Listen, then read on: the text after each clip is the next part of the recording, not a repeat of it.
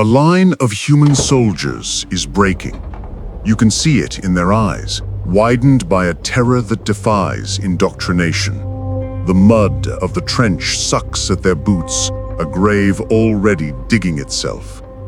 The air is a screaming soup of shrapnel, xenos bioacid, and the pulverized remains of their comrades. This isn't war, it's an industrial slaughterhouse. They drop their las guns, their faith shattered, and begin to fall back. It is a frantic, disorganized rout, a contagion of fear that will cost the entire flank and doom the continent. Then you hear it. A single, deafening crack, far louder and more resonant than a standard issue lasfire. It is the sound of a bolt pistol, a sound of final, absolute judgment. It did not come from the enemy lines. It came from behind. One of the fleeing guardsmen, a boy barely 18, collapses. His torso is a ruined cavity, rent by the mass-reactive explosive round. Standing over the cooling body, silhouetted like an avenging angel against the smoke-filled sky, is a man in a long black coat and a severe, peaked cap. His face is a mask of cold fury. He calmly places his smoking bolt pistol back in its ornate holster. He says nothing. He doesn't need to. The rout stops dead. The surviving men freeze, their ragged breaths catching in their throats. Their fear of the alien monstrosities ahead is suddenly, violently eclipsed by the immediate, calculating terror of the man behind them. They turn, their faces pale, fix their bayonets with trembling hands, and charge back into the meat grinder. This is the Commissar. To truly understand the Imperium of Man, you must understand the function of this single, terrifying figure. He is not merely a soldier. He is not just an officer. He is the living, breathing embodiment of the Imperium's iron will. He is the political officer of the shadowy Officio Prefectus, a vast organization concerned not with victory, but with loyalty.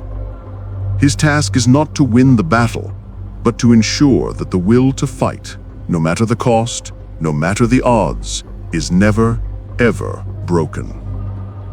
The Commissar is an icon of brutal authority, a necessary monster created by a regime built on necessary monsters.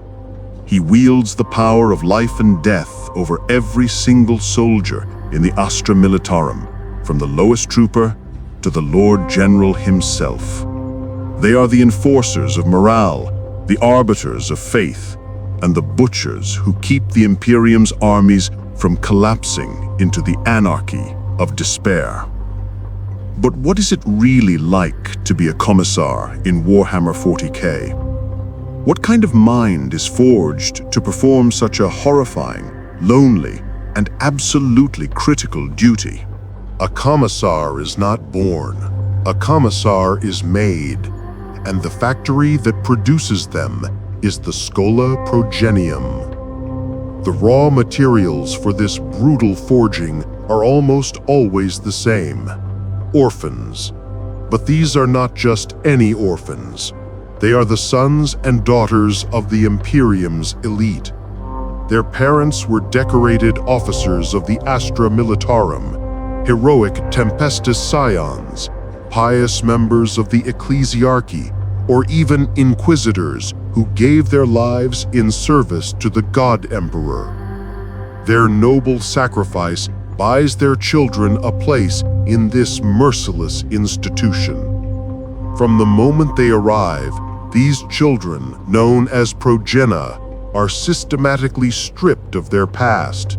Their old names are often forgotten, their personal belongings confiscated. Their grief is irrelevant. Their individuality is a sin. The Schola Progenium is not a comforting orphanage.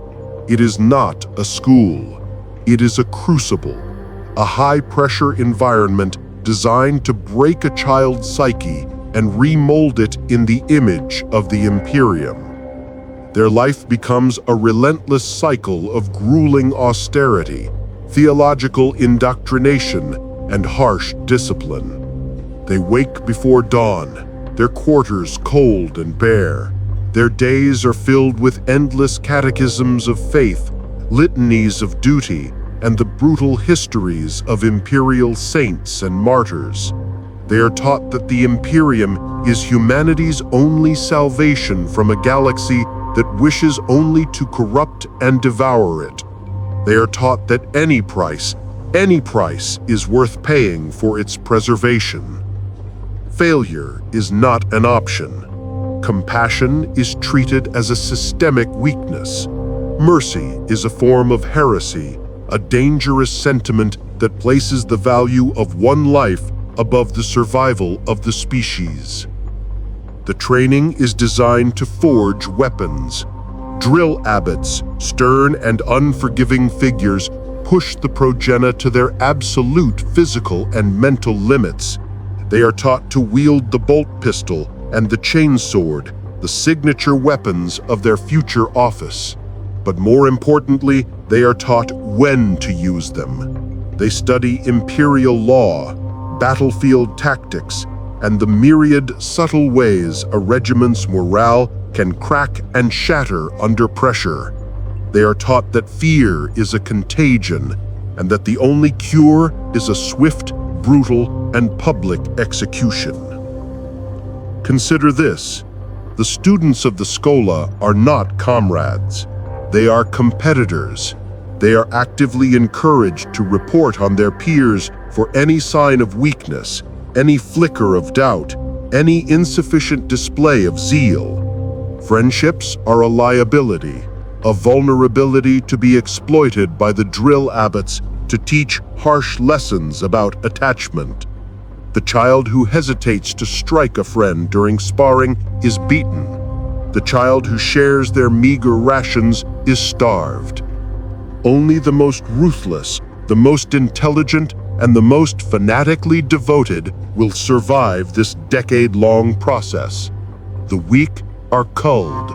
Some are sent to lesser roles in the administratum or the military. Others simply vanish, their failures deemed too great to tolerate. Those who excel, those who demonstrate that perfect cold blend of unwavering fanaticism and keen pragmatism, are chosen. They are given the crimson sash and the black peaked cap of a cadet commissar. They have proven, through trial and torment, that they hold no loyalty higher than that of the Imperium. They are ready to be assigned to a regiment, ready to become the very thing the soldiers will learn to fear more than the Xenos at the gates. When a newly minted commissar graduates from the Schola Progenium and is attached to an Astra Militarum regiment, they carry a weight of authority that is absolute, terrifying, and utterly unique. This power is not derived from the standard military chain of command. A commissar is, and must always be, an outsider. They do not answer to the regiment's colonel or to the Lord General of the Crusade. They answer only to the Officio Prefectus, and by extension, to the High Lords of Terra themselves. This unique position places them outside and above the very command structure they are assigned to monitor. They are an immune system, a watchdog loyal only to the abstract concept of the Imperium. Their primary tool is the most infamous in the Imperial arsenal: summary execution. A commissar has the legal, unimpeachable right to kill any member of the Imperial Guard, from the lowest mud-caked trooper to a high-ranking officer, at any time for any perceived infraction. The list of capital offenses is long and vague: cowardice, desertion, dereliction of duty, incompetence, mutation, heresy, or even simple profound despair. There is no trial, there is no appeal, there is no defense. There is only the Commissar's judgment and the bark of their bolt pistol. This power is the cornerstone of imperial discipline. The logic behind it is as grim and dark as the 41st millennium itself. The horrors of the galaxy are so profound, so soul-shattering, that mortal courage will inevitably fail. The Imperial High Command understands this perfectly. They know that no amount of training or patriotic fervor can prepare a human mind for the sight of a tyrannid hive tyrant or the reality-bending presence of a chaos demon. Therefore, the only way to make a man charge into certain death is to present him with an even more certain death if he refuses. The fear of the enemy, no matter how monstrous, must be surpassed by the fear of the officer standing behind you. The Commissar is the guarantee of that fear. But the bolt pistol, while iconic, is not their only tool. The Commissar's entire appearance is a weapon. The long formal greatcoat, the gleaming gorget, the crimson sash, and the high-peaked cap are all designed to make them stand out. In a sea of drab fatigues and flak armor, the Commissar is a visible, undeniable symbol of the Imperial's authority. When a guardsman sees that silhouette, they are reminded that they are being watched, their faith and courage constantly measured. This authority extends to the officer corps, creating an atmosphere of permanent, underlying tension. A commissar can and frequently does overrule a regiment's colonel or lord general. If an officer gives an order deemed incompetent, or if they hesitate to make a necessary sacrifice, the commissar has the full authority to execute them on the spot, in front of their men, and assume command of the regiment themselves. The officers may command the regiment's bodies, but the commissar commands the regiment's soul. They are two separate, often conflicting pillars of power, and it is the commissar's pillar that is forged from colder, harder steel. What kind of person does this? What is the psychological profile of a human being who can execute a subordinate, perhaps even a soldier they respect, for a momentary lapse in courage, and then sleep soundly that night? It is tempting to label them all as sociopaths. It is easy to assume they are sadistic tyrants who revel in the power of life and death, using their authority to indulge their darkest impulses. And indeed, the Imperium has no shortage of those. The Officio Prefectus attracts bullies and butchers.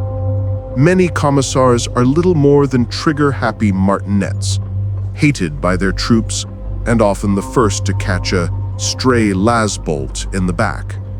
But to dismiss them all as monsters is to miss the core philosophy of their role. The truly effective commissar, the one who lasts more than a week, is not a sadist. They are the ultimate pragmatist. They are the living embodiment of a dark, utilitarian calculus forced upon them by a universe that demands nothing less. They are not driven by hatred for the guardsmen they kill. They are driven by a cold, hard, mathematical equation, the calculus of the greater good. They understand, in a way the average soldier cannot, that executing one man for cowardice may seem unthinkably cruel. But if that single public execution stops a rout, if it forces the line to hold for just 5 more minutes, it has saved the lives of the other 10,000 men in the regiment. It has saved the battle. It has saved the planet. This is the grim arithmetic of the 41st millennium. The commissar is the one who must do the sums. They must willingly order an entire company to charge a fortified position, a hopeless, suicidal charge, simply to draw enemy fire, buying the real attack force time to flank. The Commissar is the one who has to stand behind that company, bolt pistol in hand, to ensure they obey. They are the ones who must weigh the lives of 1,000 against the lives of 1,000,000 and pull the trigger on the 1,000. This brings us to the crushing, profound loneliness of the role. A Commissar cannot have friends. Friendship breeds attachment. Attachment breeds hesitation. Hesitation in their line of work is a form of heresy. They must remain aloof, separate, and feared. They might share a flask of amasec with a colonel one night, discussing strategy and sharing a rare moment of human camaraderie. The next morning, they may be forced to execute that same colonel for failing to press an attack with sufficient vigor. This is the burden they carry.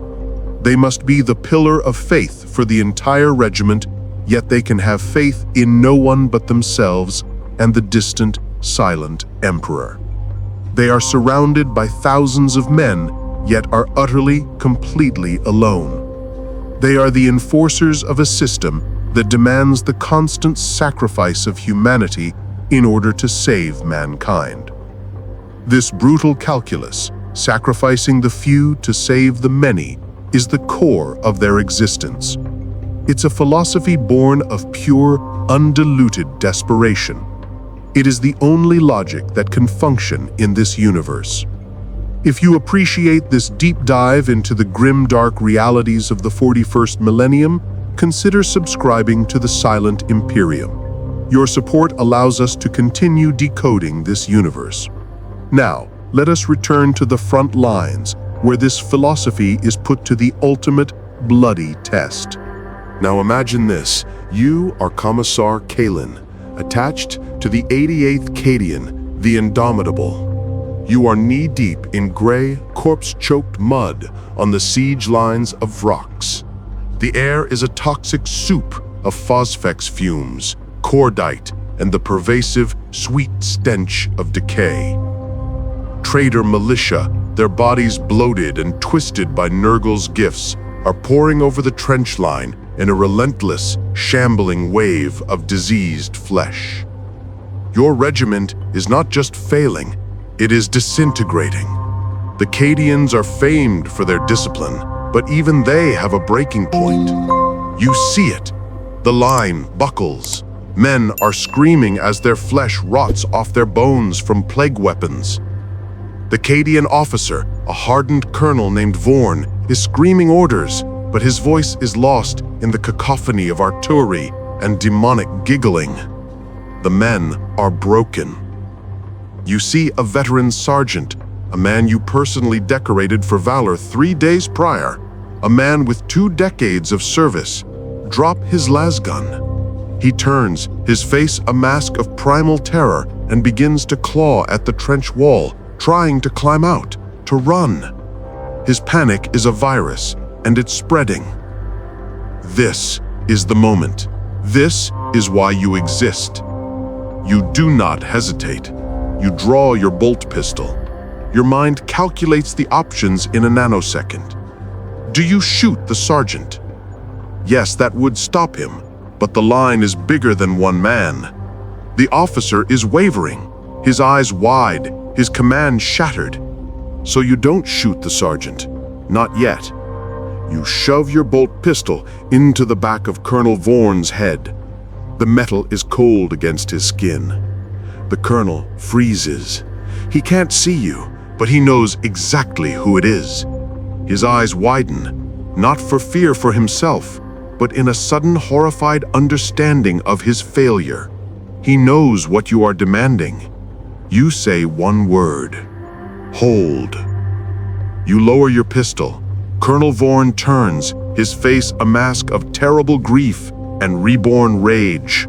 He draws his own sidearm, a standard-issue las pistol, and executes the veteran sergeant himself. The act shocks the line back to reality. Vorn, his voice cracking, roars a litany of vengeance for Cadia. He is the first one over the top, his power sword howling, leading the desperate countercharge. The line holds. The traitors are pushed back. You have made your choice.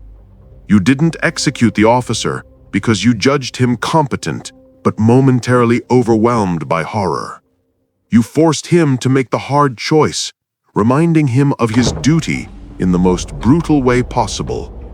You saved his command, you saved his honor, and you saved the entire regiment. The battle is won, or at least not lost today. You holster your weapon and make a note in your data slate. Colonel Vorn has potential, but you will watch him. You will always, always be watching. This is the daily life of a commissar. Overall, a commissar's authority may be absolute in the eyes of imperial law, but their life is far from secure. In fact, it is one of the most dangerous jobs in the galaxy. Their life expectancy is notoriously, grimly short, and the killing blow rarely comes from the enemy.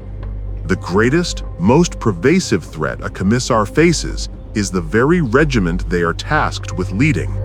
The practice is known by a simple, chilling name: fragging. The hatred a commissar inspires is immense. To the average guardsman, they are not a savior. They are the symbol of oppression, the source of summary execution, and the reason their squad was sent on a suicidal mission to probe enemy defenses. Every soldier has a story of a commissar executing a friend, a bunkmate who just wanted to see home again, or a beloved, kind-hearted officer who tried to spare his men. This breeds a deep, simmering resentment that often boils over in the chaos of battle. A stray lasbolt in the back during a nighttime firefight. A faulty grenade pin that just happens to be pulled next to the commissar. An artillery strike accidentally called down on the wrong grid coordinates, which just happened to be the commissar's command post. These are the tools of regimental justice. It is incredibly difficult to prove. In the middle of a war zone, accidents happen. And when a particularly hated commissar dies, no one in the regiment is eager to investigate too closely. The paperwork is filed, a replacement is requested, and the regiment moves on, its morale slightly, if grimly, improved. This means a commissar must live in a state of constant, debilitating paranoia. They must sleep with one eye open, their bolt pistol in their hand. They cannot eat food given to them by the rank and file, for fear of poison. They must constantly watch their own men, not just for cowardice or heresy, but for the subtle, sideways glances that signal assassination. Their authority, so absolute on paper, rests on a razor's edge in reality. It is a delicate, bloody balance between fear and respect. If a commissar is seen as merely a butcher, a sadist who enjoys the killing, they will not last long. The regiment will find a way to dispose of them. The successful commissar, the one who survives, must earn a grudging, terrified respect. They must be seen as hard, yes, but also scrupulously fair by imperial standards. Crucially, they must be seen leading from the front. A commissar who shoots men for cowardice while cowering in a bunker is a dead man. The ones who live are the ones who stand on the trench parapet, chainsword in hand, screaming litanies to the Emperor as enemy fire snaps around them. Figures like the legendary Commissar Yarrick, hero of Armageddon, or the celebrated Colonel Commissar Ibram Gaunt became heroes precisely because they transcended this dynamic. They led through sheer undeniable competence and a powerful inspirational presence. They proved they were willing to bleed and die alongside their men. But these figures are the vanishingly rare exception. For every Gaunt, for every Yarrick, there are 1,000 nameless commissars lying dead in a muddy ditch, put there by their own soldiers. Overall, a commissar's power within the vast structure of the Astra Militarum is absolute.